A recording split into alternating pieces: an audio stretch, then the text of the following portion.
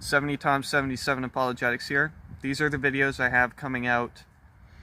They're scheduled for every Sunday at 3:30 p.m. These are all the ones I have made. So if you think those are interesting, subscribe, hit the notification bell, stick around.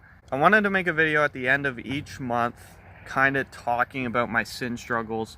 I'm making this video a little late. Yes, it's September 30th. I want to make the videos the day of. I don't want to talk about September's sin struggles at the end of the month, at the beginning of a new month. It's not that it's illogical, it's just I don't want to do it that way. At the end of each month, I want to make a video kind of talking about my sin struggles. God's will be done, not mine. Anyway, lust. Lust was something that used to be a bigger problem when I came to the faith. And not that it's a little problem, not in the slightest. But self-control. So, once I learned that one of the fruits of the Spirit are self-control, which I learned that from Charlie Kirk, interesting enough. I learned that after his passing, and I was like, whoa, wait, so I already have self-control. I just need to use it. I also read something from a book, and it was like, God already gave you strength. Stop praying for more and start praying how to use it. So you can pray for more and more and more strength, but God already gave it to you, just use it. So that really clicked for me. Because I was asking, like, how do I stop lust? How do I stop watching this stuff? How do I stop, these temptations to look at a woman in a certain way? And they would say, oh, you're just free from sin, or just pray about it. And it's like, I've been doing that for over a year. Can you, give me something else? Not that their advice is bad, it didn't help me because I already been doing that. Well, once I learned I had strength, once I learned that I have these fruits of the Spirit and the Spirit lives in me, and I just needed to learn how to use these things and pray through it. That's what's important. And I really love the end of the Lord's Prayer. I've been using this a lot too. Lead me not into temptation, deliver me from the evil one. Deliver me from evil. I love it. I love it because it's like, all right, God, lead me not to temptation and deliver me from the evil one. But also along that, I'm going to use these fruits of the Spirit you gave me. And so how have I been practicing self-control? Well, number one is get up, make the bed. Get up in the morning. First thing you should do is make your bed. Why? Well, it's those little steps of self-control. Those super, super tiny uses of self-control are so important because they help you learn how to use self-control. Because there's going to be a day when you wake up, I don't want to make my bed. Well, now you push yourself to do it, and you make it habitual self-control. See, lust is like a habitual sin. It's a habit. It's a sin out of habit, the way your brain is wired and stuff like that. Self-control, we don't look at as a habit. We look at it as something we just need to do. But you can build habits that involve self-control. Studying, right? So I've been trying to get myself to sit down and study. Involuntarily, at this time, I should study. Now, I've been horrible at that, but making the bed, right? Now, I go, it's fall time. I go outside and I rake. That's been fun. Practices of self-control. But yes, lust has been a struggle, but it's really going down. Like at a rate super strong. Lust used to be like a top priority problem. Now my priority problem is laziness. Get up early. Get up early. That's something I'm trying to work on. It's because I haven't really had... I don't know. I was going to use a cop-out. No cop-outs. I'm lazy, okay? That's it. Get up early. Do your thing. I'm starting a new job soon, so that should totally help out with laziness, I hope. Because it's like I have to get up, I have to work, right? I can't just sleep in. Pride is a problem in a way where sometimes I think I don't need to read the Bible and I'll be fine through the day.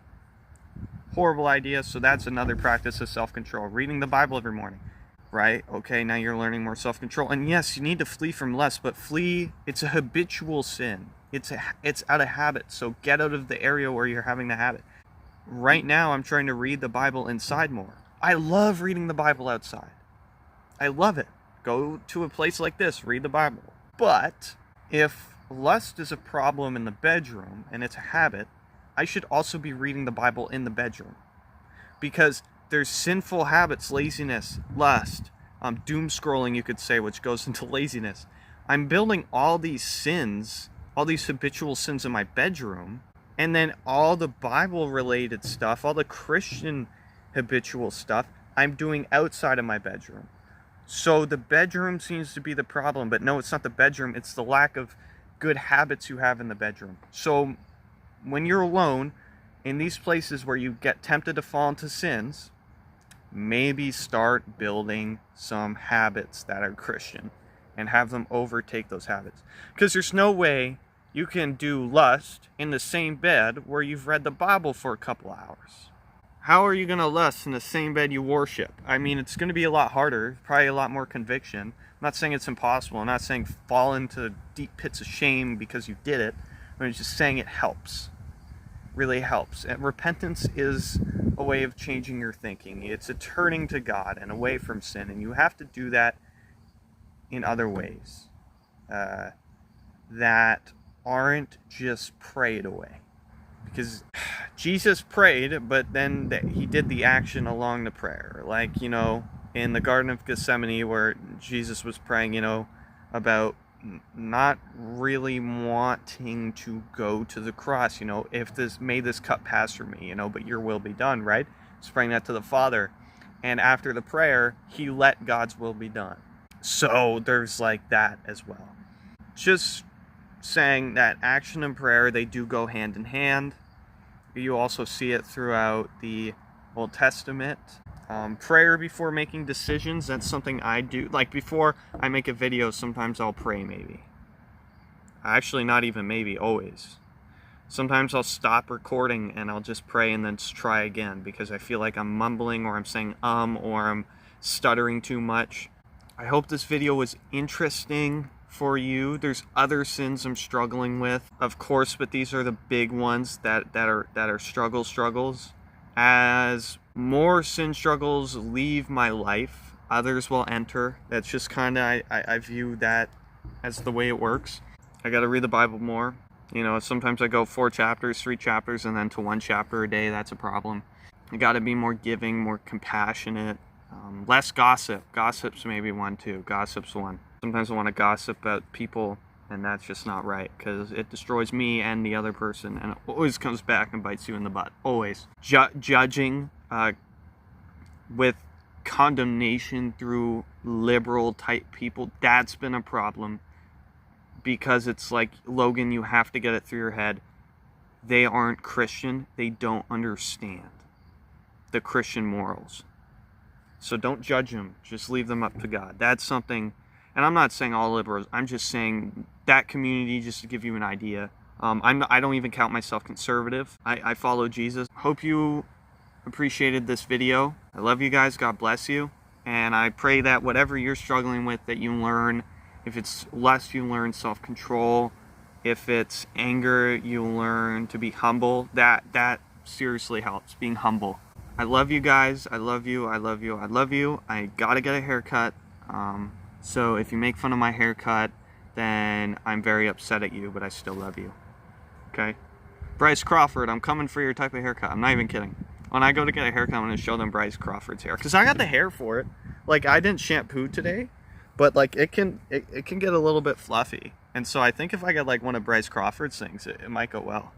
Whatever his haircut's called. It's like half mullet, half fluffy, half like kind of hockey boy. I don't know what he's got going on his head.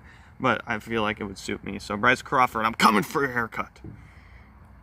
Okay. All right. Love you guys.